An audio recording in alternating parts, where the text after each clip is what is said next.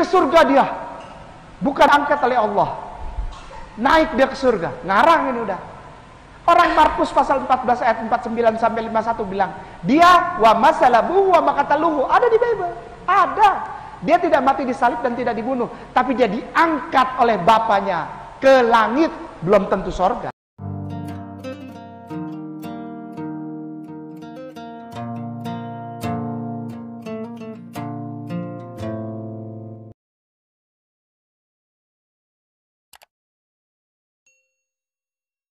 Shalom guys, berjumpa kembali dengan saya. Di dalam bagian ini kita akan masuk di dalam program Markilur. Mari kita luruskan. Terima kasih untuk teman-teman yang sudah mendukung channel ini dengan cara subscribe, like, komen, dan juga share. Tuhan Yesus memberkati kita semua.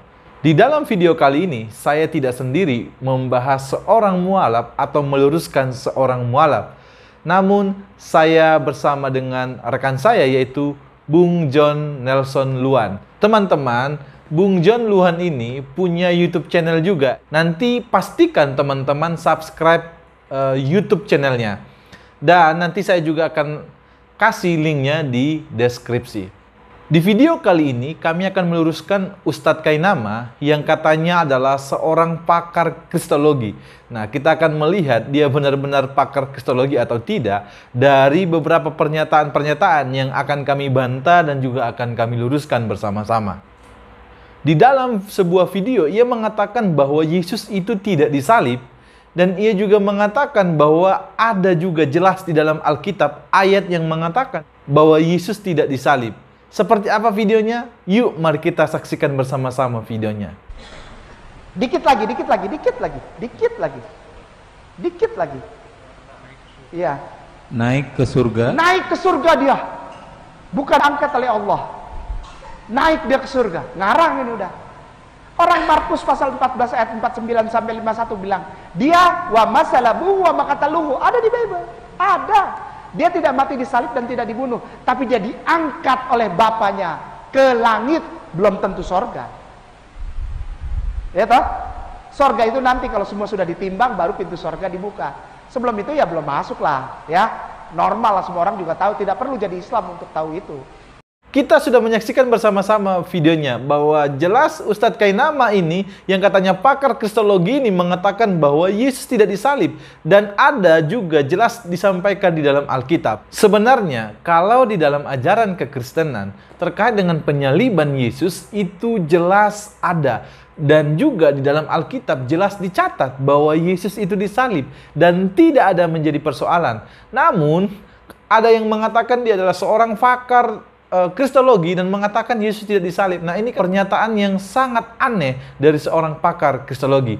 Namun dalam video ini saya tidak akan panjang menjelaskan dan meluruskan dari apa yang disampaikan oleh Ustadz Kainama ini. Nanti kita akan mendengarkan bersama-sama penjelasan daripada rekan saya, Bung John Luan. Mari kita dengar bersama-sama penjelasannya. Di dalam video yang telah kita lihat, dia katakan bahwa dengan percaya diri, berapi-api, semangat yang berkobar-kobar walaupun salah, dia katakan bahwa Yesus itu tidak mati disalib. Yesus itu tidak dibunuh, tetapi diangkat ke surga. Surga yang mana? Tidak ada yang tahu. Oke? Tidak masalah tuduhannya itu, ya kan? Tapi yang lucunya adalah beliau mengutip dari firman Tuhan. Dia mengutip dari Markus pasal 14 ayat 49 sampai ayat 51. Dia katakan bahwa di situ buktinya, ya, di situ buktinya bahwa Yesus itu enggak disalib, ya. Dia percaya diri sekali bahwa di situ tercatat jelas Yesus enggak disalib. Orang Kristen butakah selama ini nggak lihat, nggak baca Alkitabnya, sehingga tidak mengerti? Baiklah, untuk lebih jelas saya baca ya. Mungkin saudara-saudaraku juga bisa membaca di dalam Markus pasal 14 ayat 49 sampai 51. Demikian bunyi firman Tuhan ya. Yang dikatakan Ustadz Kainama sekali lagi, keterangan bahwa Yesus itu nggak disalib. Baiklah, saya akan membaca bagi kita sekalian. Dikatakan demikian, Padahal tiap-tiap hari aku ada di tengah-tengah kamu mengajar di bait Allah, dan kamu tidak menangkap aku. Tetapi haruslah digenapi yang tertulis dalam kitab suci. Lalu semua murid itu meninggalkan dia dan melarikan diri. Ada seorang muda yang pada waktu itu hanya memakai sehelai kain lenan untuk menutup badannya mengikuti dia. Mereka hendak menangkapnya.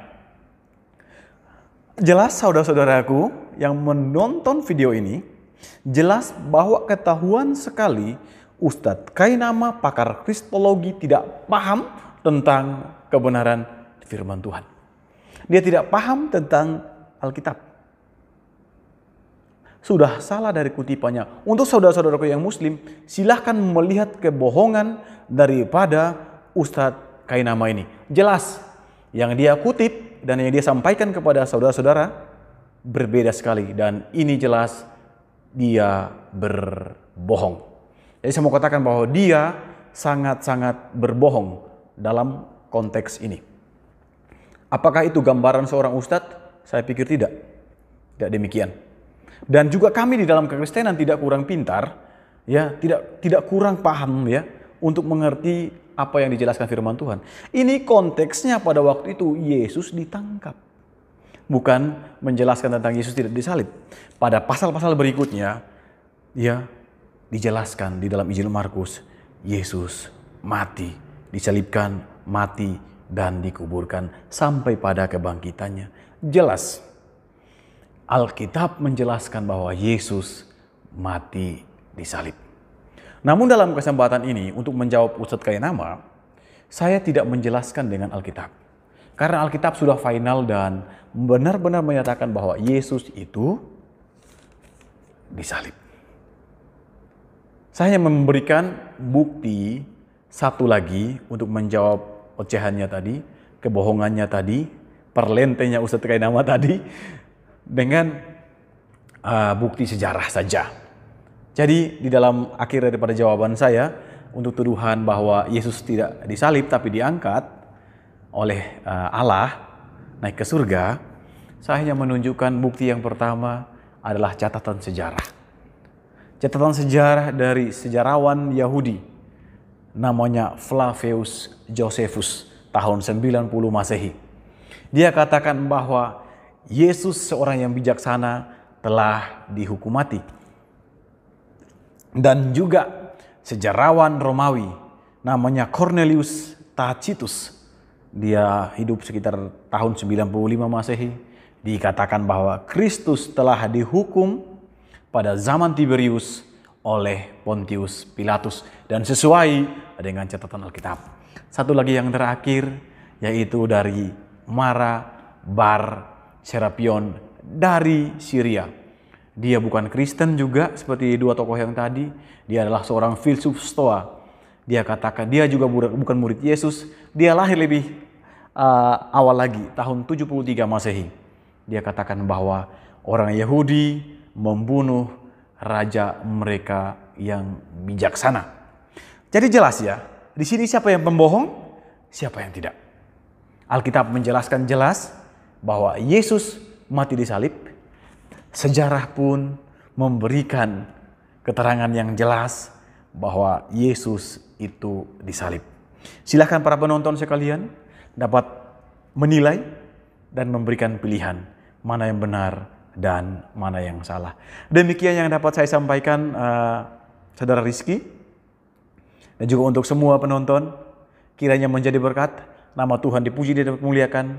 Salam akal sehat, beragama dengan akal sehat, sehingga menjadi berkat bagi banyak orang.